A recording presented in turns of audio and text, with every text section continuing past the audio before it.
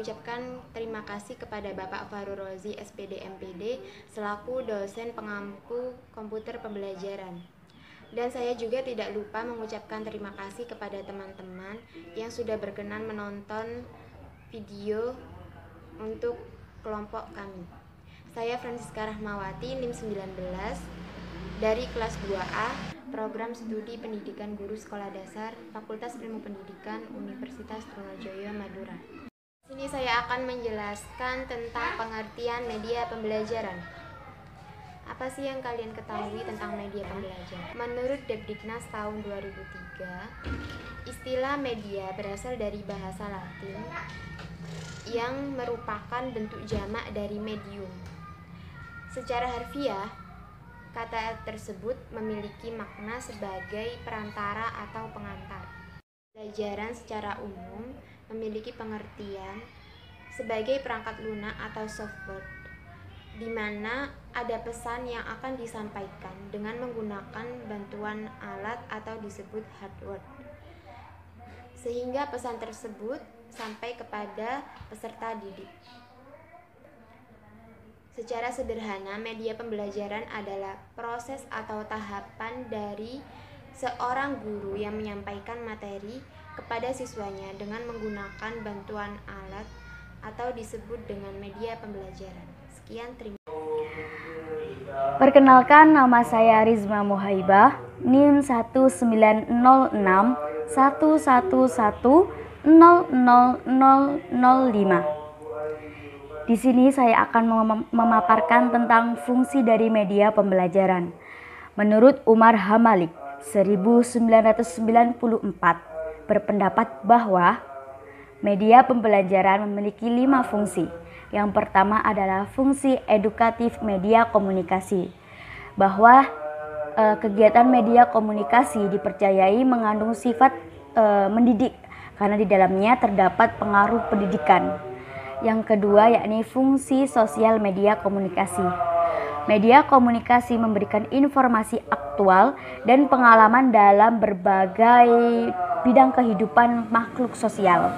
Yang ketiga, fungsi ekonomi media komunikasi. Media komunikasi dapat digunakan secara intensif pada bidang-bidang pedagang atau industri. Yang keempat, ada fungsi politis media komunikasi, di mana media komunikasi dapat berfungsi untuk politik pembangunan baik secara material atau spiritual. Yang kelima yakni fungsi seni dan budaya media komunikasi. Media komunikasi dapat menjadi sarana perkembangan atau penyebaran dari seni dan budaya kita. Selain memiliki fungsi, media pembelajaran juga mempunyai manfaat. Yang pertama, menyamakan persepsi siswa dengan melihat objek yang sama dan konsisten, maka siswa akan mempunyai persepsi yang sama. Telah kita ketahui, siswa itu mempunyai pikiran yang berbeda-beda atau persepsi yang berbeda-beda. Dengan adanya media pembelajaran, diharapkannya persepsi siswa dengan siswa yang lain itu sama. Lalu yang kedua adalah mengkonkretkan konsep-konsep yang abstrak. Misal pada materi pembelajaran seperti sistem pemerintahan, perekonomian, itu menurut saya cukup sulit untuk dipahami oleh siswa SD terutama terkait dengan sistem pemerintah atau perekonomian. Nah, itu media pembelajaran adalah sebuah sarana di mana media ini tuh mempermudah kita sebagai guru untuk menyampaikan materi terhadap siswa. Yang ketiga yaitu menghadirkan objek-objek yang terlalu berbahaya atau sukar didapat. Misalnya hewan buas. Kita bisa membawa kita bisa mengganti hewan buas yang asli dengan media pembelajaran seperti boneka tangan tapi berkarakter binatang buas.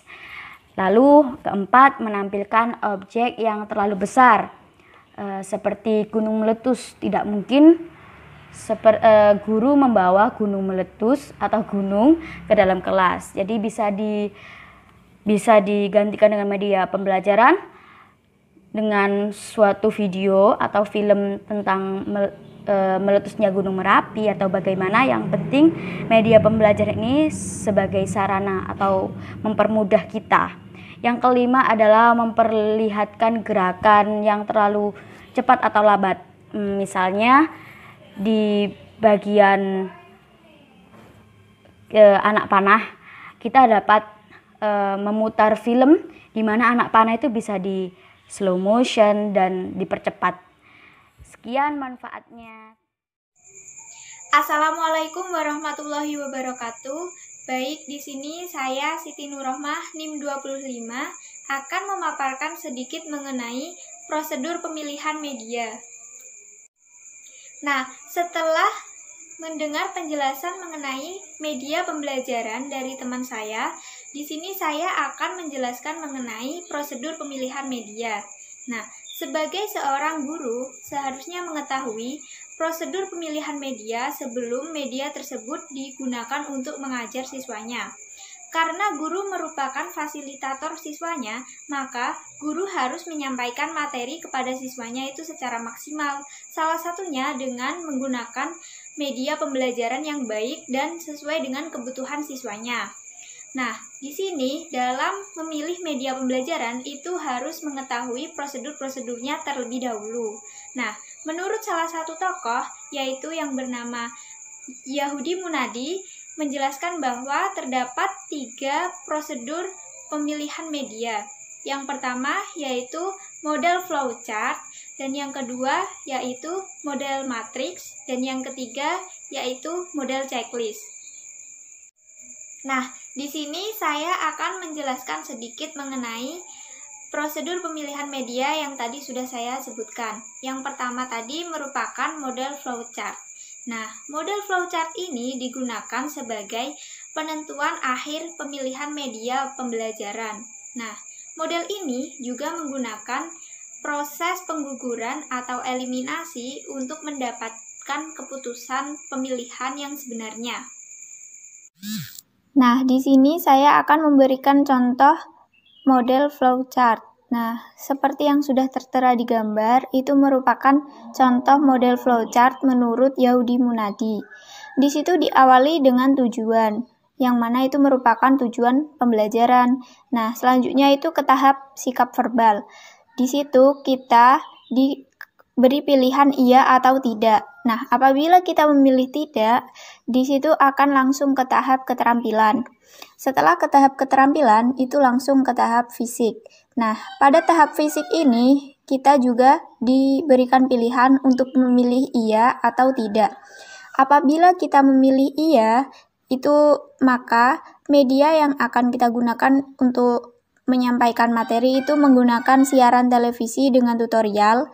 Nah, apabila kita memilih tidak, itu media yang kita gunakan itu merupakan siaran radio dengan tutorial.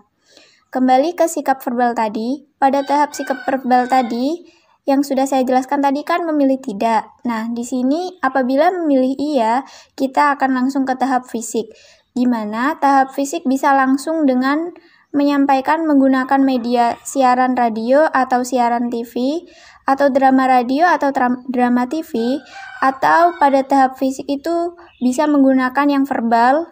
Pada tahap verbal itu kita dikasih pilihan. Nah, seperti yang sebelum-sebelumnya, di sini pilihannya iya atau tidak. Nah, apabila kita memilih iya, di situ menggunakan media visual, yaitu merupakan siaran TV. Nah, apabila kita memilih tidak, akan langsung ke telekonferensi atau telepon bersama-sama. Jadi, kita bisa menggunakan telepon tetapi sudah terhubung ke keseluruhannya. Nah, selanjutnya yang kedua tadi merupakan model matriks. Model matriks ini digunakan sebagai penguat penentuan akhir media pembelajaran. Nah, model matriks ini menggunakan proses pengambilan keputusan di mana seluruh kriteria pemilihannya itu dipertimbangkan atau diidentifikasi. Baik, di sini saya akan memberikan contoh model matriks, di mana contoh ini juga merupakan contoh dari Yahudi Munadi. Nah, di sini seperti yang sudah tertera pada gambar, itu merupakan tabel yang terdiri dari 7 kolom, di mana kolom yang pertama itu merupakan kontrol atau media, yang merupakan indikator media. Nah, kolom kedua yaitu portable, yang ketiga yaitu untuk di rumah, dan kolom keempat yaitu siap setiap saat, dan untuk kolom kelima terkendali, untuk kolom keenam mandiri, dan untuk kolom 7 atau yang terakhir itu merupakan umpan balik. Nah, pada kolom pertama atau kontrol media ini diisi oleh media-media. Nah, untuk media yang pertama yaitu televisi, media yang kedua yaitu radio, media yang ketiga yaitu film, media yang keempat yaitu video kaset, media yang kelima yaitu slider, media yang keenam yaitu film strip, media yang ketujuh yaitu audio kaset, media yang kedelapan yaitu piringan hitam, dan yang ke-9 atau yang terakhir itu buku. Seperti yang sudah saya jelaskan tadi, bahwa pada kolom pertama itu merupakan indikator. Nah, pada kolom-kolom berikutnya, kolom 2 sampai kolom 7, itu bisa diisi dengan jawaban iya atau tidak. Contohnya saja pada kolom portable. Nah, di sini dengan indikator televisi, misalnya pada portable ini diisi tidak, dan pada kolom selanjutnya untuk di rumah itu diisi iya, karena biasanya di rumah itu siswa bisa menonton televisi. Nah, untuk kolom yang selanjutnya yaitu siap setiap saat. Nah, di sini diisi tidak, karena menonton televisi itu tidak setiap saat ya. Nah, untuk kolom selanjutnya yaitu terkendali. Di sini juga diisi tidak, karena menonton televisi itu apabila peserta didik itu sudah menonton televisi biasanya tidak bisa dikendalikan, sulit untuk diberhentikan untuk nonton televisinya, dan pada saat menonton televisi itu bisa jadi siswa malah menonton seperti film-film kartun pada televisi. Dan untuk kolom selanjutnya yaitu mandiri. Nah, mandiri ini diisi iya karena televisi kan berada di rumah, jadi siswa bisa belajar dengan mandiri melalui televisi yang ada di rumah. Nah, untuk umpan balik diisi tidak. Seperti itu terus ke bawah, diisi iya atau tidak berdasarkan survei atau data yang ada. Nah, selanjutnya atau yang terakhir ini tadi merupakan model checklist. Model checklist ini digunakan sebagai untuk meneliti kesesuaian pemilihan media pembelajaran. Nah, untuk model checklist ini juga sama, yaitu menggunakan keputusan pemilihan di mana seluruh kriteria pemilihannya itu dipertimbangkan. Nah, selanjutnya saya akan memberikan contoh model checklist. Seperti yang sudah tertera pada gambar, di situ merupakan contoh model checklist menurut Yahudi Munadi. Nah, model checklist juga disebut juga dengan format evaluasi media. Sebenarnya, model checklist ini belum ada penelitian khususnya. Baik, itulah tadi sedikit pemaparan mengenai prosedur pemilihan media dari saya. Kurang dan lebihnya saya mohon maaf. Terima kasih, dan untuk penjelasan selanjutnya akan dijelaskan oleh teman saya. Baik, terima kasih. Wassalamualaikum warahmatullahi wabarakatuh. Baik, selanjutnya nama saya Putri Atika, NIM 37.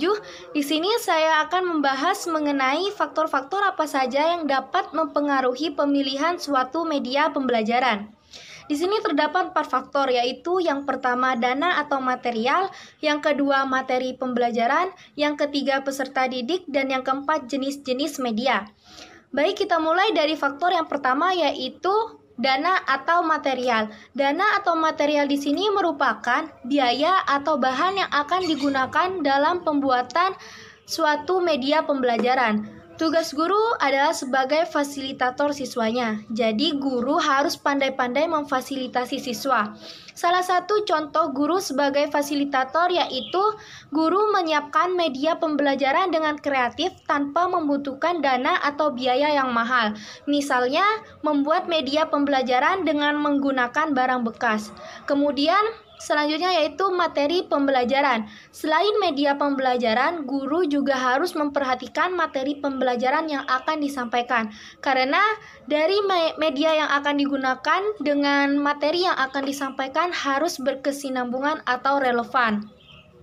Karena secara umum media pembelajaran merupakan alat yang digunakan untuk menunjang proses belajar dan mengajar, agar materi pembelajaran dapat tersampaikan secara baik dan optimal kepada para peserta didik, serta dapat membantu peserta didik untuk memahami materi dengan lebih mudah.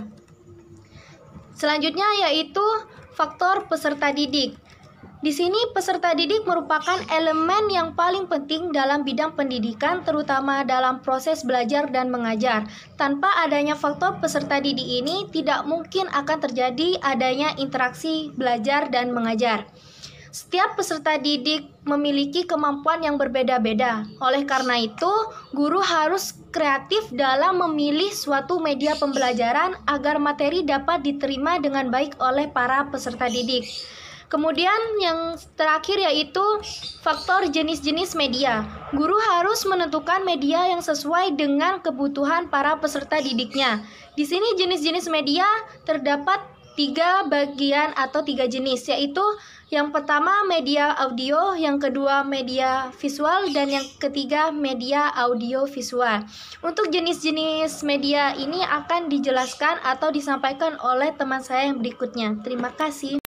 Baik, perkenalkan nama saya Clarissa Dwi Mawarni, NIM 13. Di sini saya akan menjelaskan tentang jenis-jenis media pembelajaran. Jenis media pembelajaran dibagi menjadi 3 bagian. Yang pertama ada media audio, yang kedua media visual, yang ketiga ada media audio visual. Di sini yang saya akan jelaskan yaitu tentang jenis media audio. Media audio merupakan jenis media pembelajaran yang berupa pesan atau informasi yang dijelaskan dan diterapkan melalui indera pendengaran. Karena jenis media pembelajaran ini hanya berupa suara yang bisa bersumber dari radio atau speaker Bluetooth dan lain sebagainya. Dengan menggunakan media audio, kita dapat mengetahui kelebihan dan kekurangan yang didapat. Di sini saya akan memaparkan tentang kelebihan dari media audio. Yang pertama adalah dengan menggunakan media audio, media ini dapat mudah dibawa dan dipindahkan di mana saja. Jadi, sifatnya dari media audio ini yaitu praktis dan efisien sehingga mudah dibawa kemana saja. Yang kedua adalah materi dapat diputar kembali. Jadi setelah kita belajar, kita dapat memutar kembali untuk mendapatkan informasi kapan saja dan di mana saja, tergantung situasi dan kondisi. Yang ketiga yaitu dapat merangsang pendengaran peserta didik. Jadi dengan menggunakan media audio ini, otomatis peserta didik pendengarannya dirangsang untuk memperoleh informasi. Kelebihan yang keempat yaitu dapat mengembangkan daya imajinasi seperti menulis dan menggambar.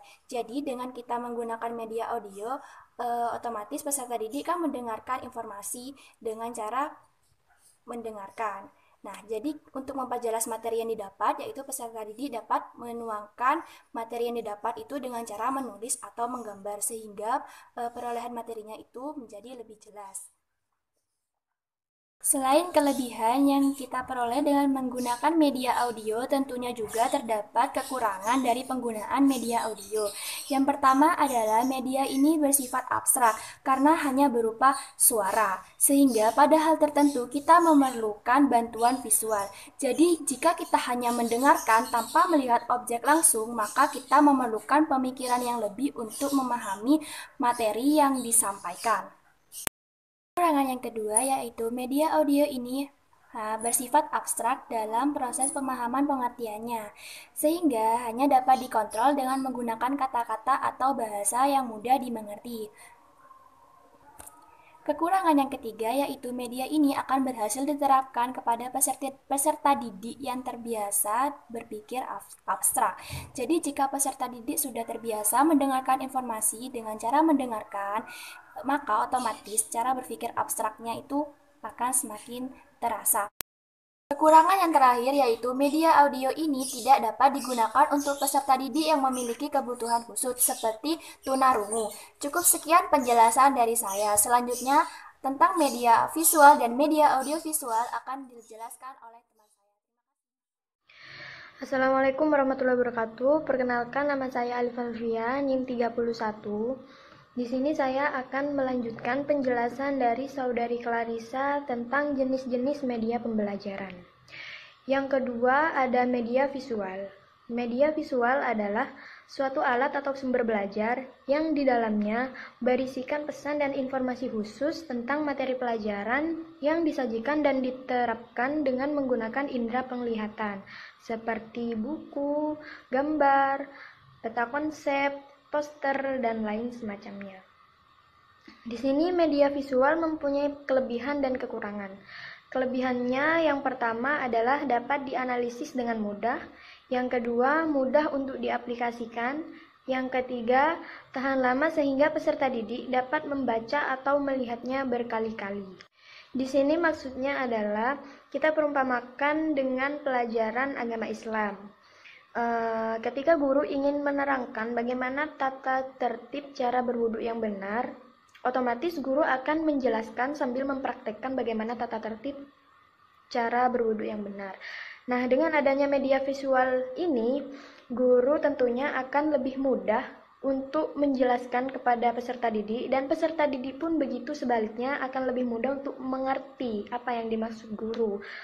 Karena dengan adanya gambar tentu saja membuat peserta didik lebih mudah untuk menirukan apa yang dimaksud guru, dan gambar tersebut juga dapat dilihat berkali-kali, tidak hanya satu kali. Selanjutnya, kekurangan dari media visual. Yang pertama, kurang praktis penggunaannya. Yang kedua, hanya berupa gambar dan tulisan sehingga tidak dapat diterapkan untuk peserta didik yang berkebutuhan khusus, salah satunya adalah tunanetra. Yang ketiga, tidak dilengkapi dengan suara sehingga kurang menarik. Di sini maksudnya tentu saja yang namanya gambar dan buku, poster tentu saja tidak akan memiliki suara ya. Kemudian memang kurang efektif jika digunakan untuk anak yang berkebutuhan khusus seperti tunanetra. Selanjutnya yang terakhir ada media audiovisual. Media audiovisual adalah jenis media pembelajaran atau sumber belajar yang berisikan pesan atau materi pelajaran yang dibuat secara menarik dan kreatif dengan menggunakan indera pendengaran dan indera penglihatan. Media ini berupa suara dan gambar, seperti video, film bingkai suara, dan lain sejenisnya.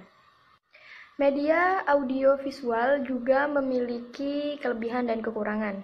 Kelebihannya yang pertama, pemakaian tidak terikat waktu, yang kedua sangat praktis dan menarik, dan yang ketiga menghemat waktu, dan video atau film dapat diputar kembali. Di sini maksudnya adalah video dapat diputar kapan saja, dan video dapat diputar berkali-kali. Karena dengan adanya media audiovisual, tentu saja akan menarik perhatian peserta didik untuk membangkitkan semangat dalam belajar. Karena peserta didik itu sangat mudah bosan jika hanya dijelaskan saja lalu dipraktekkan. Tapi jika diselingi dengan video-video mungkin akan lebih menarik semangat belajar peserta didik. Dan yang terakhir di sini ada kekurangan media audiovisual. Yang pertama, jika memutarkan film terlalu cepat, siswa tidak dapat mengikuti. Yang kedua, untuk media film bingkai suara harus memerlukan ruangan yang gelap. Dan yang terakhir, membutuhkan keahlian dan keterampilan khusus dalam menyajikan atau membuat media belajar audiovisual. Karena media ini berupa suara dan gambar-gambar, baik gambar bergerak maupun gambar diam. Oleh karena itu, pembuatan media ini cenderung lebih rumit dibandingkan dengan menggunakan media visual dan media audio. Di sini maksudnya ialah jika video diputar terlalu cepat, maka peserta didik tidak akan mengerti apa yang dimaksud video tersebut. Selanjutnya, jika menggunakan film bingkai suara, di sini maksudnya film bingkai suara itu jika video diputar menggunakan proyektor. Sedangkan penggunaan proyektor mengharuskan ruangan itu gelap. Nah, jika ruangannya terang, maka film bingkai suara itu kurang jelas untuk dilihat peserta didik. Kemudian untuk guru, jika tidak mempunyai keahlian dan keterampilan khusus untuk menyajikan atau membuat video, maka akan terlihat sangat sulit dan rumit dalam pembuatan video untuk pembelajaran. Sekian video presentasi dari kelompok kami. Kami memohon maaf jika terdapat kekurangan dan kesalahan kata. Semoga ilmu yang kita peroleh pada hari ini bermanfaat bagi kita semua. Stay at home, stay happy, stay healthy, tetap belajar, tetap semangat. Semoga pandemi COVID-19 ini segera berakhir dan kita dapat bertemu kembali, melangsungkan pembelajaran dengan tatap muka. See you next time. Wassalamualaikum warahmatullahi wabarakatuh.